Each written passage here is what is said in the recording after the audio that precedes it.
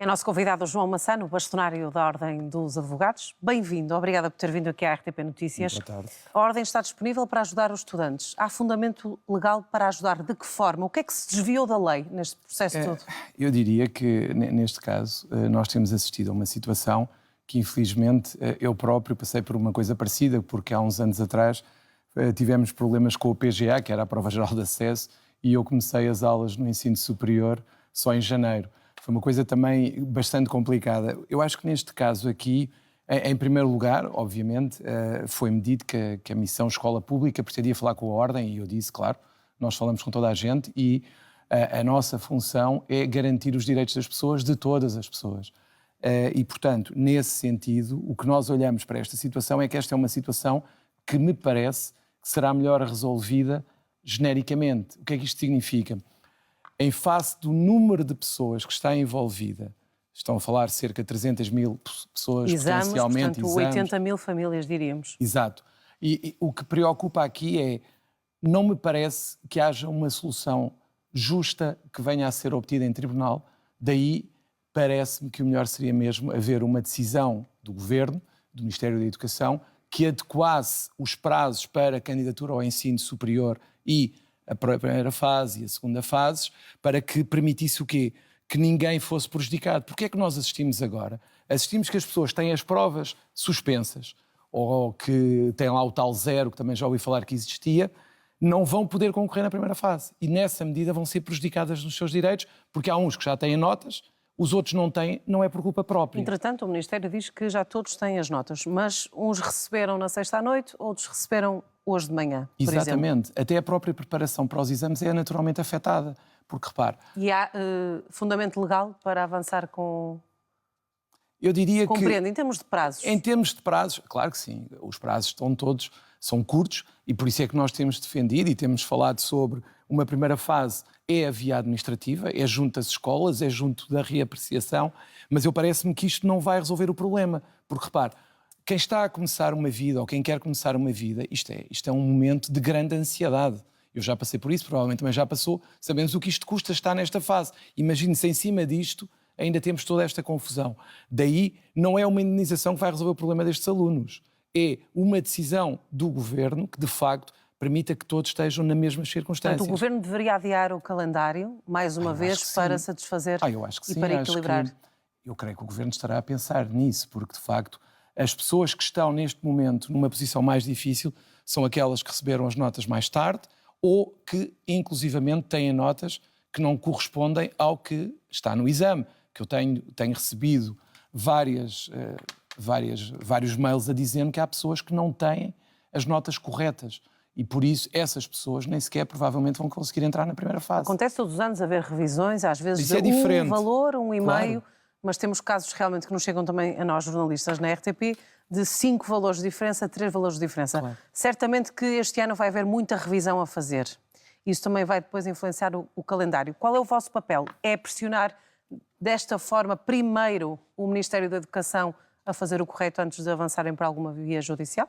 O papel da Ordem dos Advogados, no fundo, é tentar ser até mediadora neste caso, porque eu acho que nós temos essa obrigação e temos a obrigação de ajudar primeiro as pessoas a conhecer os seus direitos e depois a saber como os defendem. Mas neste caso, inclusivamente, ao contrário do que muitas vezes se diz, que nós queremos a via contenciosa, eu acho que o que serve realmente o interesse, quer dos alunos, quer das famílias, é uma adaptação do quadro escolar e dos prazos escolares para que toda a gente tenha as mesmas possibilidades e não seja prejudicado por algo que é imputável ao Estado. O Estado é que falhou, não foram os alunos. Repare, nós estamos a falar... No fundo, no vosso ponto de vista, o Estado prejudicou alguns dos alunos. Claro. E isso é que não está correto. E isso é que não está correto, porque, repare, eu não estou, e eu não faço política, eu não sou político. Aqui o que me interessa é defender os direitos das pessoas. Eu não, se é o partido A ou o partido B, não me interessa. E nem é preciso que haja uma culpa de uma pessoa em especial.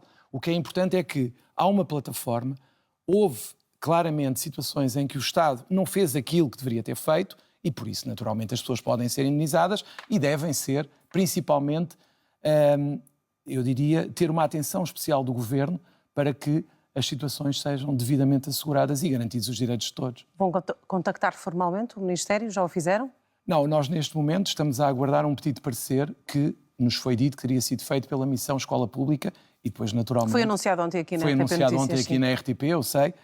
Nós ainda não o recebemos, mas quando o recebemos, obviamente, depois também, caso entendamos que tal é necessário, seremos claramente alguém que estará disposto a estar ao lado do Governo e de quem quiser ser, no fundo, parceiro para uma solução para esta situação que está a colocar as pessoas com os nervos em franja. Sr. Bastonário, aproveito também a sua experiência como advogado. Temos uma polémica que envolve o Ministro da Administração Interna de materiais apreendidos que, por decisão do próprio, são colocados em casa, na casa de um amigo, portanto, uma propriedade privada. Há fundamento ilegal aqui, assim, daquilo que viu? Eu não queria falar diretamente do caso, agora a questão é, os bens que são apreendidos podem ser utilizados pelo próprio Estado, que é uma coisa que pode acontecer e está prevista legalmente. Portanto, é legal. O carro do Não Procurador-Geral... para um prestador de serviços. Não para um prestador de serviços como Não para como uma este empresa. caso. Não para uma empresa externa. É óbvio que eu não posso utilizar bens do Estado para utilização particular, a menos que haja uma justificação para tal. Ou seja... Mas neste caso não e está provado abstraindo- que os bens foram usados, mas sim colocados no terreno. Pelo que me descreve, parece-me que é um puro armazenamento. Agora, resta saber o que é que isso significava, porque o mero armazenamento era diferente, por exemplo, se de repente o objeto em causa andasse a passear pelo território ao serviço da tal empresa. Mas foi um mero depósito, pode até haver uma situação que justifique, nomeadamente um contrato, que seja um contrato de depósito do bem. Nós não sabemos. Agora, o que as pessoas têm que perceber é os bens que são apreendidos pelo Estado no âmbito das investigações só podem ser utilizados pelo próprio Estado. Ou seja, ver carros que são apreendidos, por exemplo, pela polícia, usados pelo Estado ou pela própria polícia, é normal e é legal. É legal, desde que sejam preenchidos os requisitos para essa utilização, mas repare, o que é que o Estado tem diante de si? Bens que apreende no âmbito de investigações e que das duas uma, ou deixa apodrecer e não tem utilidade para ninguém, ou utiliza nos termos da lei. Portanto, essa utilização, desde que siga o que está previsto legalmente, claro que é possível. Bem, João Massano, muito obrigada Obrigado, por Will, estar foi aqui. um gosto.